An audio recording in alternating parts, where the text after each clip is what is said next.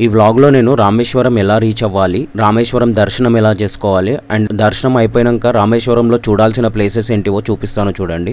ఇప్పుడు రామేశ్వరంకి హైదరాబాద్ నుంచి డైరెక్ట్ గా ఎలా రీచ్ అవ్వాలో తెలుసుకుందాం. మన హైదరాబాద్ నుంచి రామేశ్వరంకి డైరెక్ట్ ట్రైన్స్ అవైలబుల్ ఉన్నాయి. అవి వెనస్డే స్టార్ట్ అవుతాయి. ఆ స్క్రీన్ షాట్ ఇక్కడ పెడతా చూడండి. ఆ స్క్రీన్ షాట్ మీరు తీసుకోండి. కాచిగూడ నుంచి వెళ్లే ట్రైన్ ఈవినింగ్ స్టార్ట్ అవుతుంది. సికింద్రాబాద్ నుంచి వెళ్లే ట్రైన్ నైట్ స్టార్ట్ అవుతుంది. మీ కన్వీనియంట్ బట్టి బుక్ చేసుకోండి. సో మీరు ట్రావెలింగ్ కి 24 అవర్స్ పైన ట్రావెల్ చేయలేరు, మనీ ఎక్కువ స్పెండ్ చేయగలుగుతారు అని అనుకుంటే మీకు ఇంకో చాయిస్ ఫ్లైట్. హైదరాబాద్ నుంచి డైరెక్ట్ రామేశ్వరం కి ఫ్లైట్స్ లేవు. ఫస్ట్ మీరు రామేశ్వరం వెళ్ళాలంటే మదురైకి రీచ్ అవ్వాలి. మదురై నుంచి బై బస్ వెళ్ళాలి. మీరు మదురై వరకు రీచ్ అయితే బై బస్ ఎలా వెళ్ళాలో మీకు ముందు వ్లాగ్ లో చూపిస్తాను. హైదరాబాద్ నుంచి రామేశ్వరం బై రోడ్ వెళ్ళాలనుకుంటే కర్నూలు, నంద్యాల, కడప, తిరుపతి, తిరువన్నమలై, వేలూరు ఈ రూట్ లో వెళ్ళండి. ఈ రోడ్ చాలా కన్వీనియంట్ గా ఉంటుంది. ఇవి రామేశ్వరం రీచ్ అయ్యే 3 వేస్. కానీ మేము ఇప్పుడు డైరెక్ట్ ట్రైన్ నుంచి రామేశ్వరం రీచ్ అవ్వలేదు. ఫస్ట్ మదురైకి వెళ్ళి అక్కడ నుంచి రామేశ్వరం బై బస్ వెళ్ళాము. బికాస్ నాది night shifts, early morning travelling పెట్టుకుంటే నిద్రలో సరిపోతుందని నేను అట్లా మార్నింగ్ ట్రావెల్ పెట్టుకున్నాను. ఆ ట్రైన్ డీటెయిల్స్ కూడా ఇక్కడ ఇస్తాను చూడండి. ఈ ట్రైన్ 6 o'clock కి స్టార్ట్ అయ్యి మదురైలో 5 o'clock కి డ్రాప్ చేస్తుంది. అండ్ అక్కడ నుంచి రామేశ్వరం జస్ట్ 2 hours జర్నీ. ఈ ట్రైన్ సాటర్డే ఉంది. సో వీకెండ్స్ తో కలిపి తీసుకోవచ్చు అన్న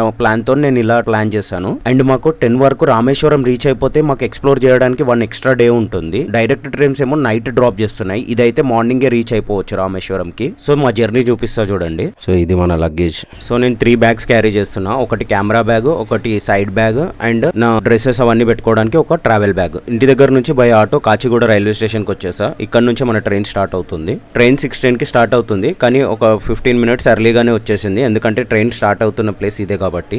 ఎగ్జాక్ట్ 6:10 కి స్టార్ట్ అయింది. సన్ రైజ్ చూడండి ఎంత మంచిగా అవుతుందో. ట్రైన్ స్టార్ట్ అయినాక ఇంటి దగ్గర నుంచి ఫుడ్ తెచ్చుకుని ఉండే, అది తినేసి ఇక పడుకున్నాను నేను. ఆఫ్టర్నూన్ లేచేసరికి ట్రైన్ ఆంధ్రాకి ఎంటర్ అయిపోయింది. ట్రైన్ అయితే 100+ స్పీడ్ మెయింటైన్ చేసుకుంటూ వెళ్తుంది. సో మదురైకి వచ్చేసినాము. అనుకున్న టైం కంటే ఒక ½ hour ముందే వచ్చింది ట్రైన్. అండ్ ఇప్పుడే ట్రైన్ దిగుతున్నాం. టైం 4:30 అవుతుంది. దిస్ రౌడీ బాయ్స్ ఎట్లున్నాడు చూడు.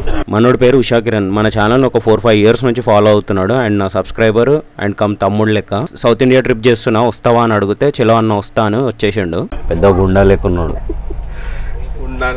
హైదరాబాద్ నుంచి మదురై 1000 kilometers ఉంటుంది. And train journey time 22 hours. So ఇప్పుడే మదురైలో దిగినాం. టైం 4:30 అవుతుంది.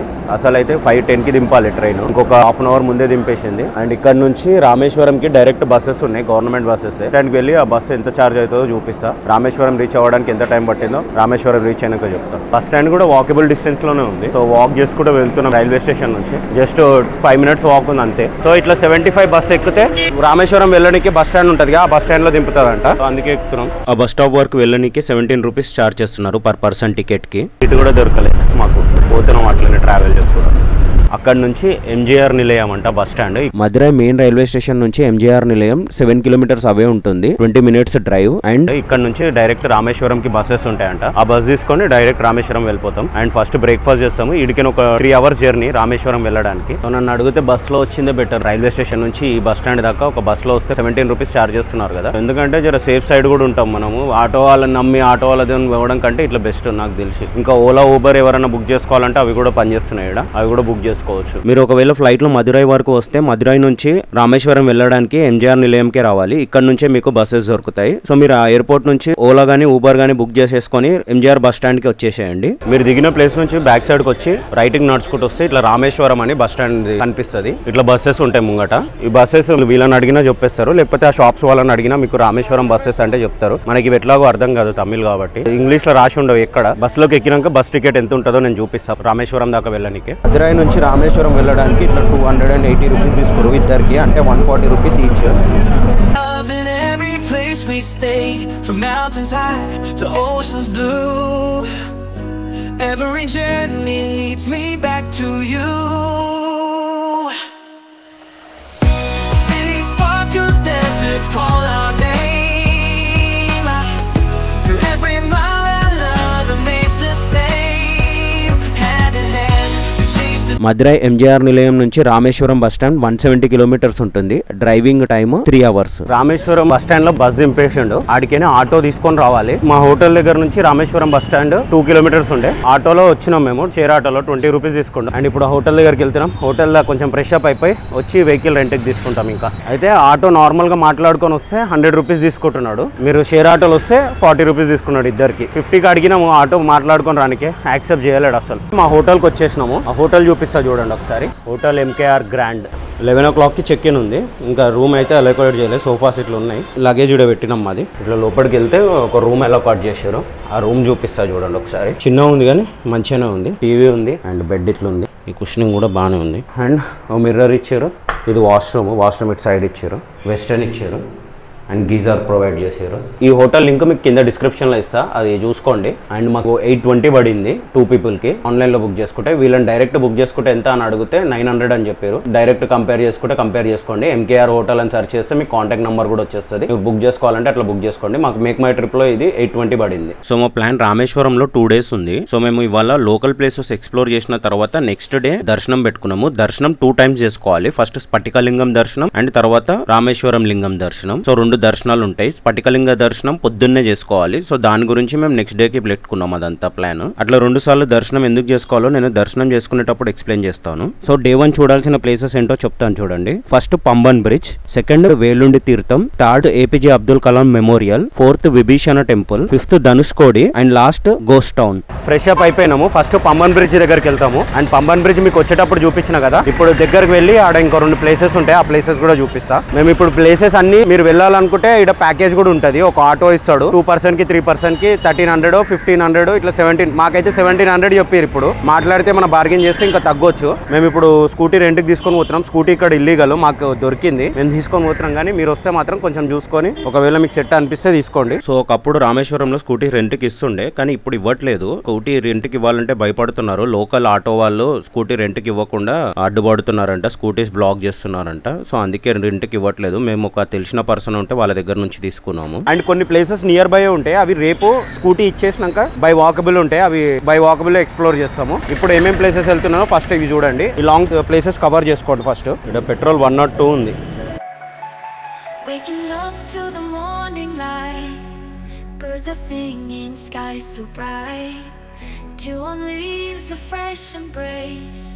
Nature's beauty, a peaceful place. In nature's arms, I find my peace. Temple దగ్గర నుంచి పంబన్ బ్రిడ్జ్ 15 kilometers ఉంటుంది. Driving time 25 minutes. Pamban bridge ఇప్పుడే ఎంటర్ అయినాము. ఎంటర్ కాగానే ఒక బ్యూటిఫుల్ సీన్ కనిపించింది చూడండి. ఇది పంబన్ బ్రిడ్జ్. ఇక్కడ చూడండి, అక్కడేమో చనిపోయింది. దానికోసం మొత్తము ఈగల్స్ అన్నీ ఎగురుతున్నాయి. ఇటు మొత్తం పైన మొత్తం ఎగురుతూనే ఉన్నాయి. చాలా ఈగల్స్ ఉన్నాయి. ఇన్ని ఈగల్స్ నేను ఒక్క దగ్గర చూడడం ఫస్ట్ టైం. ఈ పంబన్ బ్రిడ్జ్కి 2 sides సముద్రం ఉంటుంది. ముంగడికి వెళ్తున్నాము. అక్కడికి వెళ్ళినాక చూపిస్తా చూడండి. అండ్ అక్కడ వాటర్ ఎట్లున్నాయో కూడా చూపిస్తా. ఇక్కడ వాటర్ చూసారు కదా.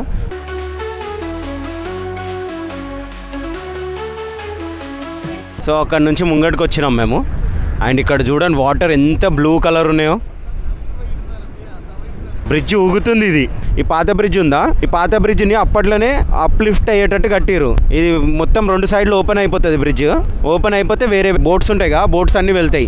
తమిళనాడు అక్కడికి ఎండ్ అయిపోతుంది. ధనుష్కోడి, రామేశ్వరం ఇదంతా ఒక ఐలాండ్ లెక్క. ఈ ఐలాండ్ కి కనెక్ట్ అయ్యే బ్రిడ్జ్ ఇది ఒక్కటే ఉంటుంది. ఇంకా వేరే ల్యాండ్ ఏం కనెక్ట్ అవ్వదు. రామేశ్వరంకి అండ్ ఇండియాకి 1914 వరకు ఎలాంటి కనెక్షన్ ఉండకపోతుండే. ఓన్లీ బోట్ ద్వారానే రామేశ్వరంకి కనెక్ట్ అవ్వాల్సి వస్తుండే. ఈ బ్రిడ్జ్ ని కన్స్ట్రక్షన్ చేద్దామని బ్రిటిష్ గవర్నమెంట్ 1870లో డిసైడ్ అయ్యింది శ్రీలంకతోని ట్రేడింగ్ చేయడానికి. ఆఫ్టర్ 44 years 1914లో February 24th కి ఈ బ్రిడ్జ్ ని ఓపెన్ చేశారు. బట్ రోడ్ బ్రిడ్జ్ ఉండకపోతుండే. ఓన్లీ ట్రైన్స్ వెళ్ళడానికి మాత్రమే ఈ బ్రిడ్జ్ కనిపిస్తుంది కదా, ఈ బ్రిడ్జ్ మాత్రమే ఉండేది. ఆ రైల్వే బ్రిడ్జ్ కన్స్ట్రక్షన్ చేసిన తర్వాత 74 years కి ఇప్పుడు మేము నిల్చున్న రోడ్ బ్రిడ్జ్ కన్స్ట్రక్షన్ చేశారు. ఆ ఓల్డ్ బ్రిడ్జ్ కన్స్ట్రక్షన్ చేసి 100 years అయిపోయింది కాబట్టి ఇప్పుడు న్యూ బ్రిడ్జ్ 2020లో స్టార్ట్ చేశారు కన్స్ట్రక్షన్ చేయడం. ఈ 2025 year ఎండింగ్ కల్లా ఈ న్యూ బ్రిడ్జ్ ఇనాగ్రేట్ చేస్తారు. ఒకప్పుడు ఈ పంబన్ బ్రిడ్జ్ అనేది 2.2 kilometers తోని లాంగెస్ట్ బ్రిడ్జ్ ఉండే ఇండియాలోనే. 2010లో ముంబైలోని బాండ్రా వర్లీ సీలింక్ ఇప్పుడు ఫస్ట్ పొజిషన్ లో ఉంది. బ్రిడ్జ్ మాత్రం మస్తు ఉంది. బ్రిడ్జ్ మీదకి ఎవరైనా వచ్చి ఫోటోలు దిగాలనుకుంటే దిగవచ్చు ఫోటోస్. అండ్ మస్తు లొకేషన్ ఇది. మొత్తం బోట్స్ ఉన్నాయి. ఇక్కడ ఫాగ్ ఉంది మొత్తం, కానీ లేకపోతే ఈ బోట్స్ క్లియర్ గా మస్తుగా అనిపిస్తాయి. సో ఇక్కడ నుంచి వేలుండి తీర్థంకి స్టార్ట్ అయిపోయాము.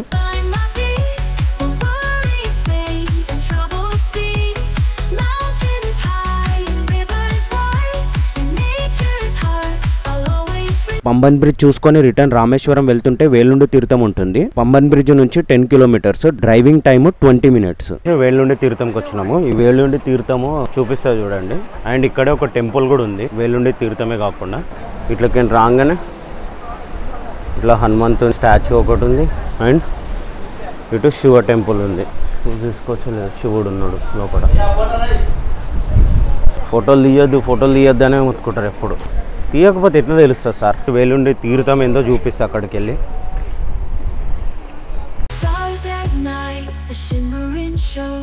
Moonlight dances on the earth below. In every flower, in every stream. ఈ తీర్థం చుట్టుపక్కల మొత్తం వాటరే ఉన్నాయి, మొత్తం సాల్ట్ వాటర్. ఈ తీర్థంలో వాటర్ తీయగా ఉంటాయంట, లైక్ మనం జనరల్గా తాగే వాటర్ లెక్క ఉంటాయంట. అవి ఒకసారి మేము తాగి చెప్తాం ఎట్లా ఉన్నాయో.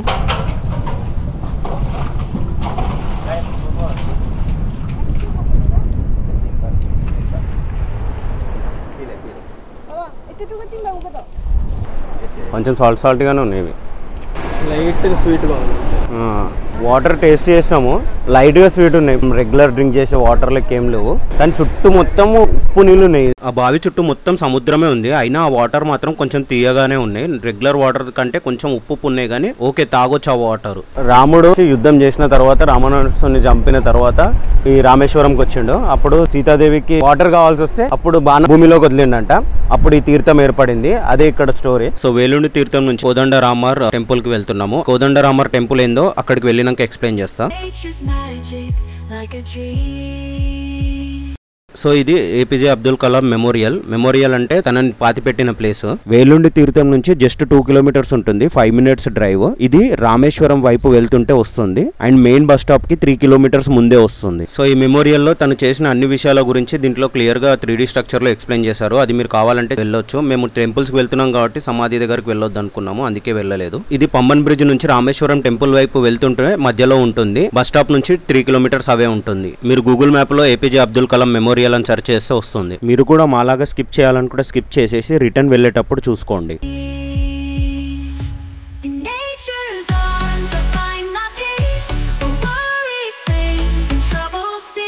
ధనుష్కోడి పోతుంటుంటే ఒక కొలను కనిపించింది. ఆడ ఇంత బ్యూటిఫుల్ గా ఉన్నాయి చూడండి, అసలు బ్రహ్మ కమలాలు అంటారు కదా ఇవి, ఇంత బాగున్నాయి చూడండి. మొత్తం దీని నిండా అవే ఉన్నాయి ఫుల్.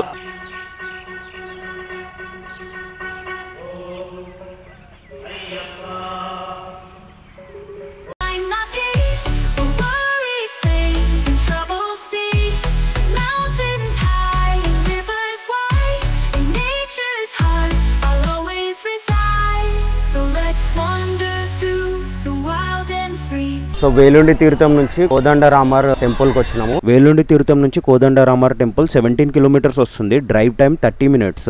అండ్ ఈ టెంపుల్ రామేశ్వరం దాటేసి ధనుష్కోడి వైపు వెళ్తుంటే వస్తుంది. సో ఈ ప్లేస్ లోనే రావణాసురుడిని సంహరించిన తర్వాత విభీషణుడికి ఇక్కడనే రాముడు పట్టాభిషేకం చేసిండు. మీకు ఒక డౌట్ రావచ్చు, రావణాసురుడు చనిపోయినాక పట్టాభిషేకం ఎట్లనన్నా విభీషణుడికి వస్తుంది కదా, మళ్ళీ రాముడు ఎందుకు పట్టాభిషేకం చేసిండంటే రాజును ఎవరైతే చంపుతారో వాళ్ళకే ఆ రాజ్యం సొంతం అవుతుంది, ఆ రాజ్యం ఎవరికైనా ఇచ్చుకోవచ్చు.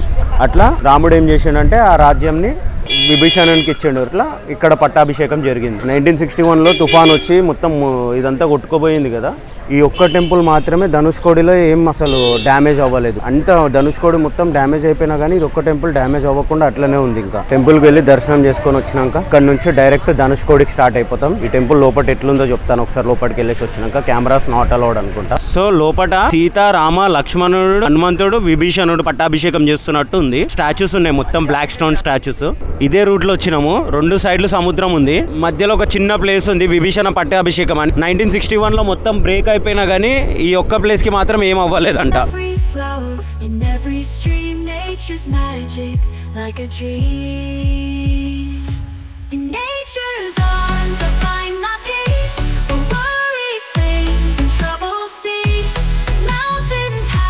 ధనుష్కోడి వెళ్తుంటే దారిలో మీకు గోస్ట్ టౌన్ కనిపిస్తుంది. ఈ గోస్ట్ టౌన్ ధనుష్కోడి కంప్లీట్ చేసుకొని రిటర్న్ వచ్చేటప్పుడు చూపిస్తా. అండ్ దీన్ని గోస్ట్ టౌన్ అని ఎందుకంటారో రీజన్స్ నేను రిటర్న్ ఇక్కడికి వచ్చినప్పుడు చెప్తాను.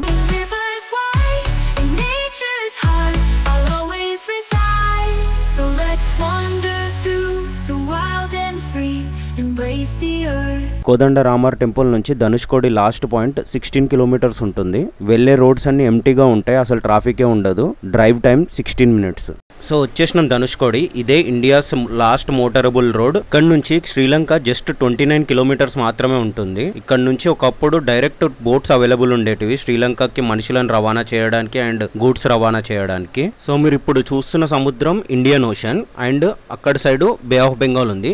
బే ఆఫ్ బెంగాల్ అలలు చూడండి ఎంత వేగంగా వస్తున్నాయో అండ్ చాలా హైట్ వరకు వస్తున్నాయి అలలు. ఇండియన్ ఓషన్ మాత్రం చాలా ప్రశాంతంగా ఉంది. ఇక్కడ నుంచి చూడండి ఇంకా క్లియర్ గా కనిపిస్తున్నాయి అలలు ఎంత వేగంగా అండ్ ఎంత హైట్ ఉన్నాయో. అండ్ మీరు ఎప్పటిదాకా చూసిన ఇండియన్ ఓషన్ ఎంత సైలెంట్ గా ఉందో.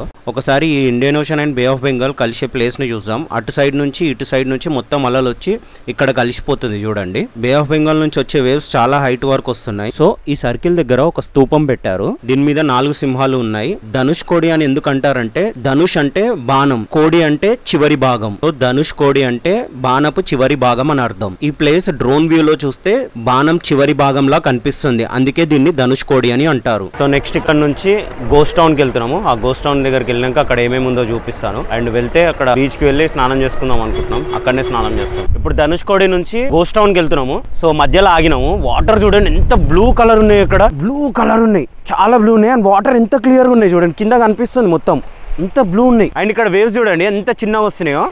ఎగ్జాక్ట్ దీనికి ఆపోజిటే చూపిస్తే ఎన్ని వేవ్స్ వస్తున్నాయి చూడండి. అటు సైడ్ ఇటు సైడ్ చూడండి వేవ్స్ ఎట్లా వస్తున్నాయో. జస్ట్ ఆపోజిటే ఉన్నాయి రెండు. అటు సైడ్ వేవ్సే లేవు అసలు, జీరో వేవ్స్, లైట్గా వస్తున్నాయి అంతే. వాటర్ అయితే ఇక్కడ మస్తు క్లియర్ ఉన్నాయి. ఆ ప్లేస్ నుంచి కొంచెం ముంగటికి వస్తే ఇక్కడ బీచ్ మంచిగా కనిపించనుండే. అండ్ ఇక్కడ ఆల్రెడీ కొంతమంది దిగుతారని మేము కూడా దిగుదాం అనుకొని వచ్చినాము. అండ్ వాటర్ చూడండి ఎంత బ్లూ కలర్ ఉన్నాయో. అండ్ గోస్ట్ టౌన్ వెళ్లే ముందు జరసేపు స్నానం చేసుకుందాం అనుకున్నాం. ఈ కెమెరా కూడా లోపల తీసుకొని చూపిస్తా. వాటర్ మాత్రం చాలా బ్లూ ఉన్నాయి.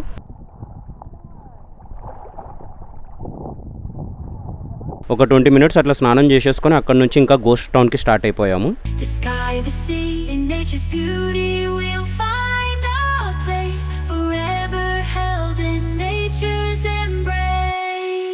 ధనుష్కోడికి వెళ్తుంటే ఇలాంటి పికాక్స్ చాలా కనిపిస్తాయి మీకు. వెళ్ళిపోతుంది.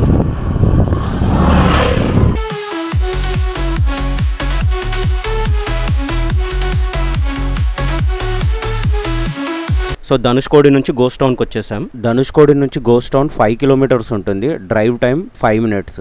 1964కి ముందు ఈ place schools, temples, post office, churches, houses తోని కలకలలాడేది. ఈ బ్యానర్ లో ఆ ప్లేసెస్ ఇప్పుడు ఎలా ఉన్నాయో క్లియర్ గా పెట్టారు చూడండి. సో 1964లో వచ్చిన ఒక్క తుఫాను వల్ల ఇప్పుడు ఈ ప్లేస్ మనుషులు నివసించలేని ప్రదేశంగా మారిపోయింది. అందుకే గవర్నమెంట్ దీన్ని గోస్ట్ టౌన్ గా ప్రకటించేసింది. ఏ కంట్రీలో అయినా ఒక ప్లేస్ లో జనాలు నివసించి ఆ ప్లేస్ లో ఇప్పుడు జనాలు నివసించడానికి అనుకూలంగా లేకపోతే దాన్ని అక్కడి గవర్నమెంట్ గోస్ట్ టౌన్ గా ప్రకటించేస్తుంది. సో ఆ ప్లేసెస్ కి ఎంటర్ అయ్యే ముందు ఇట్లా ఒక చర్చ్ ఉంటుంది. ఈ చర్చ్ తర్వాత అన్ని ప్లేసెస్ ఉంటాయి. ఇప్పటికే ఈ చర్చ్ మొత్తం చాలా డ్యామేజ్ అయ్యింది. అంతకుముందు ఇక్కడ ఇంకో వాల్ కూడా ఉండేది. ఆ వాల్ కూడా వెళ్ళిపోయింది. ఇంకొక 4-5 ఇయర్స్ లో ఇది కూడా వెళ్ళిపోతుంది మొత్తము. ఆ చర్చ్ నుంచి ఇంకొంచెం ముంగటికి నడుచుకుంటూ వస్తే ఇక్కడ మొత్తం షీ సెల్స్ తోని మొత్తం డిజైన్ గా చేశారు చూడండి. సో ఇక్కడికి ఎవరైనా టూరిస్ట్ వస్తే వాళ్ళు నచ్చిన కొనుక్కొని వెళ్ళొచ్చు.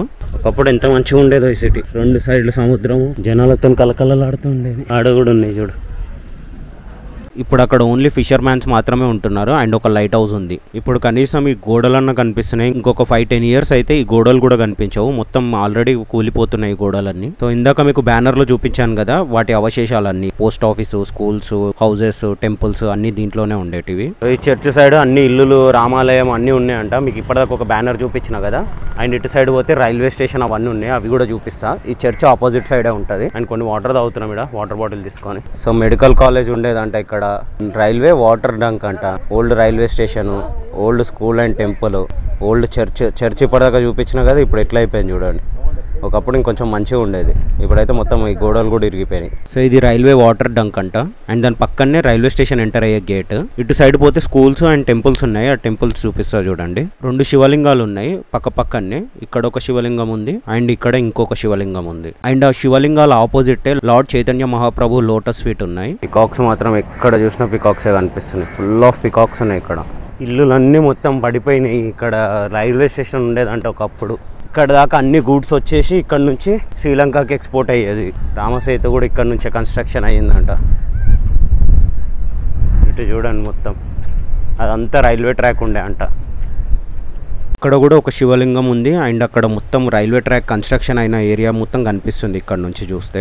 ఇప్పుడు వాటర్ లో కనిపించట్లేదు కానీ అక్కడ ఒకటి రామసేతు కనిపిస్తుందని బోర్డు ఉంది. ఈ ప్లేసెస్ అన్ని చూసేసరికి నైట్ అయిపోయింది, ఇంకా తినేసి రూమ్ కి వెళ్ళి పడుకున్నాము. సో ఇది నెక్స్ట్ డే ధనుష్కోడి నుంచి వచ్చినాక డైరెక్ట్ పడుకున్నాము. 4 o'clock అవుతుంది నెక్స్ట్ డే. సో ఇప్పుడు స్ఫటికలింగం దర్శనం చేసుకొని వచ్చి అగ్నితీర్థంలో మునిగి 22 బావిలు ఉంటాయి కదా, దాంట్లో స్నానం చేసుకొని దర్శనం చేసుకొని వస్తాము. ఇక్కడ ఇంకా లోకల్ ప్లేసెస్ ఉన్నాయి, అవి కూడా ఎక్స్ప్లోర్ చేస్తాము. అవన్నీ కంటిన్యూ చేస్తా చూడండి. సో ఇంకా మేము స్కూటీ మీద టెంపుల్ కి స్టార్ట్ అయిపోయాము. మనం రామేశ్వరం ఎంటర్ కాగానే మనకి ఫస్ట్ వెస్ట్ గేట్ వస్తుంది. వెస్ట్ గేట్ తర్వాత మనం ఈస్ట్ గేట్ సైడ్ వెళ్ళాలి. ఈస్ట్ గేట్ సముద్రం సైడ్ ఉంటుంది. సో మీ దగ్గర బైక్ ఉంటే మనం బైక్ మీద ఈస్ట్ గేట్ దాకా వెళ్ళిపోవచ్చు. సో మేము ఈస్ట్ గేట్ కి వచ్చేసాము. టైం మార్నింగ్ 4:30 అవుతుంది. ఇక్కడ జనాలు చూడండి ఎంత మంది ఉన్నారో, మొత్తం స్ఫటికలింగం దర్శనం కోసమే వెళ్తున్నారు. అండ్ ఈ lines 50 rupees and 100 rupees lines, free lines కూడా ఉంటాయి. అవి ఈ లైన్ కి ఆపోజిట్ సైడ్ ఉంటాయి. 50 రూపీస్ లైన్ లో మేము లోపలికి ఎంటర్ అయిపోయాము. ఇది టెంపుల్ లోపట ఇలా ఉంది, మొత్తం పిల్లర్స్ తోనే ఉంటుంది టెంపుల్ లోపట.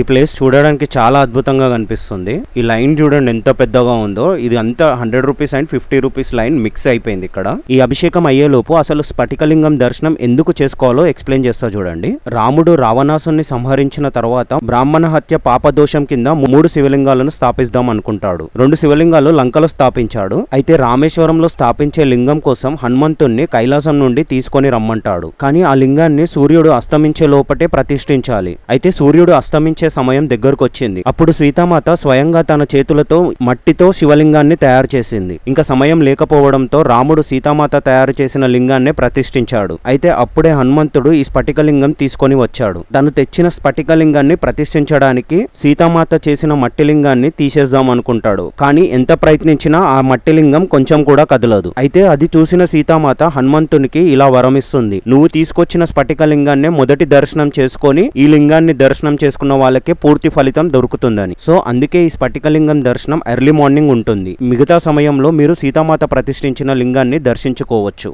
సో ఇప్పుడు మీకు స్ఫటికలింగం దర్శనం ఎందుకు చేసుకోవాలో అర్థమైంది అనుకుంటా.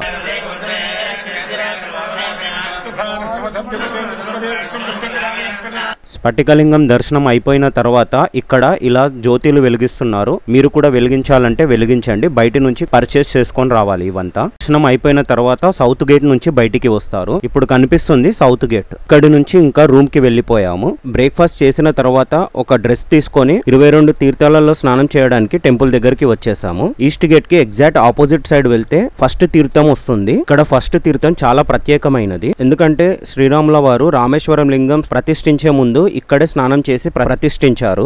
ఈ సముద్రాన్ని ఒక తీర్థంగా భావిస్తారు. ఈ తీర్థంలో 3 సార్లు మునిగి నేను ఇంకా గుడి దగ్గరికి వెళ్ళిపోయాను. మిగతా 21 తీర్థాలు గుడి లోపటనే ఉంటాయి.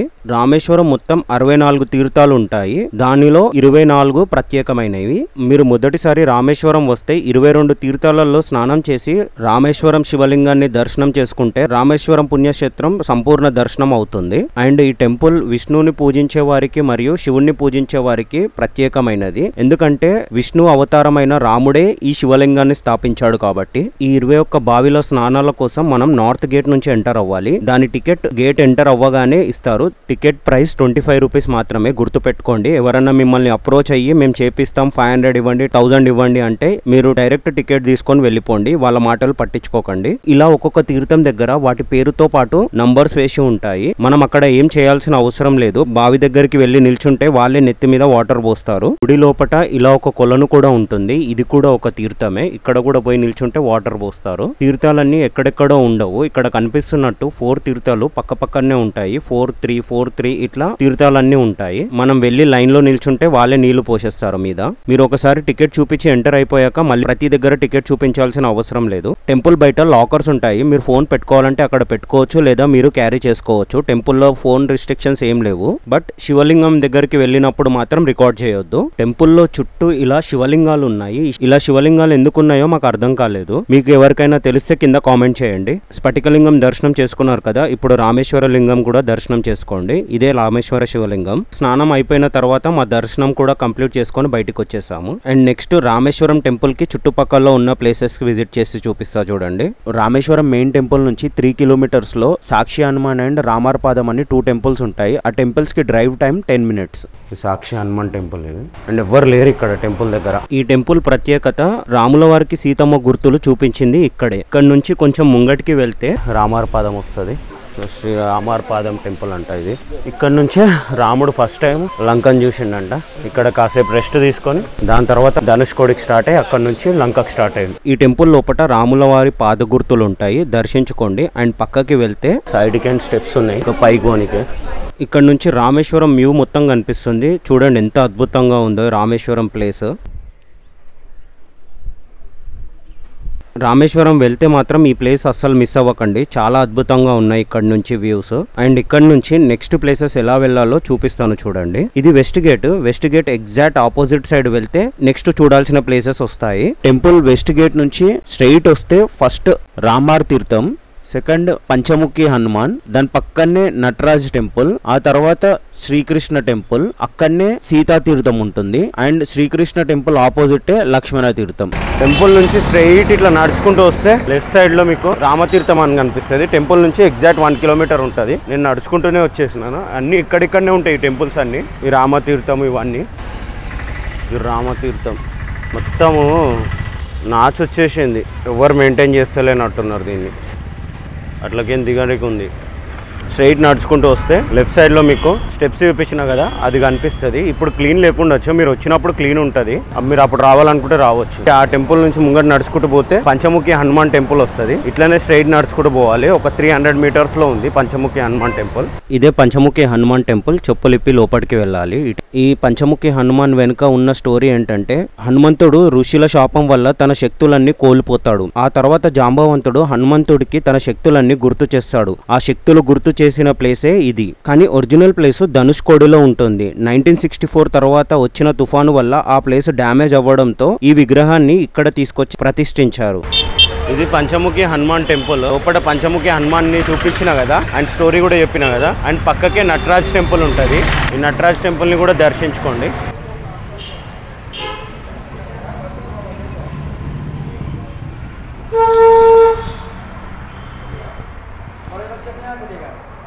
అది హనుమంతుని టెంపుల్, ఇది నటరాజ్ టెంపుల్. అండ్ పక్కకే శ్రీకృష్ణుని టెంపుల్ ఉంటుంది. దాని పక్కకే లక్ష్మణ తీర్థం కూడా ఉంటుంది. ఆ రెండు కూడా చూపిస్తా. శ్రీకృష్ణ టెంపుల్ కి వెళ్ళాలంటే ఇట్లా వెళ్ళాలి. శ్రీకృష్ణుని టెంపుల్ కంపల్సరీ విజిట్ చేయండి, ఎందుకంటే మొత్తం 3D స్ట్రక్చర్ లో కృష్ణుడు చేసిన లీలలన్నీ కన్స్ట్రక్షన్ చేశారు. సో మొత్తం ఇట్లా గృహ లెక్క పెట్టారు. ఇది అంతా ఇట్లా 3Dలు ఉంది. అంతా కృష్ణుని స్టోరీ ఉంది మొత్తం. కృష్ణుని గురించి స్టార్టింగ్ నుంచి కృష్ణుడు ఎట్లా పుడతాడు, బయటికి ఎట్లా వెళ్తాడు, శివుడు కృష్ణుని గల్వానికి వచ్చినప్పుడు, ఇది ఎంత నేను మొత్తం స్టోరీ చెప్పలేను కాబట్టి మీరు వచ్చినప్పుడు చూడండి.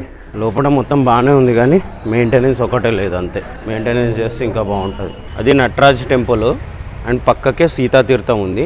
ఇప్పుడు కొంచెం నీట్గా కన్స్ట్రక్షన్ చేశారు ఇదంతా చుట్టుపక్కల, కానీ లోపల కూడా కొంచెం నీట్గా మెయింటైన్ చేయడానికి ఉంటే బాగుంటుంది. అండ్ అటు స్ట్రైట్ వెళ్తే లక్ష్మణ తీర్థం ఉంటుంది. మొత్తం సీత, లక్ష్మణ, రామ తీర్థాలు ఉన్నాయి మొత్తం ఇక్కడ. కృష్ణుని టెంపుల్ ఎగ్జాక్ట్ ఆపోజిట్ లక్ష్మణ తీర్థం ఉంది. ఇవన్నీ మీరు ఒక దగ్గర ఆటో దిగేసి పక్క పక్కనే ఉంటాయి, నడుచుకుంటూ చూడవచ్చు. రామతీర్థం ఒక్కటే కొంచెం దూరం ఉంటుంది, 300 మీటర్స్ ఉంటుంది, వాకబుల్ డిస్టెన్సే. కాకపోతే ఇది లక్ష్మణ తీర్థం. లోపలికి వెళ్ళడానికి ఇట్లా టెంపుల్ కూడా ఉంది. ఈ టెంపుల్ లోపలికి పోయి లక్ష్మణ తీర్థం దర్శనం చేసుకోవాలి. కెమెరాస్ ఫోటోగ్రఫీ నాట్ అలౌడ్ అంట. లక్ష్మణ తీర్థం చాలా నీట్గా మెయింటైన్ చేస్తున్నారు. ఇంత నీట్గా ఉంది చూడండి లక్ష్మణ తీర్థం. రామతీర్థం ఎందుకు నీట్గా మెయింటైన్ చేయట్లేరు అసలు? లక్ష్మణ తీర్థం మాత్రం చాలా నీట్గా మెయింటైన్ చేస్తున్నారు. ఎవ్వరు దిగేటట్లేదు.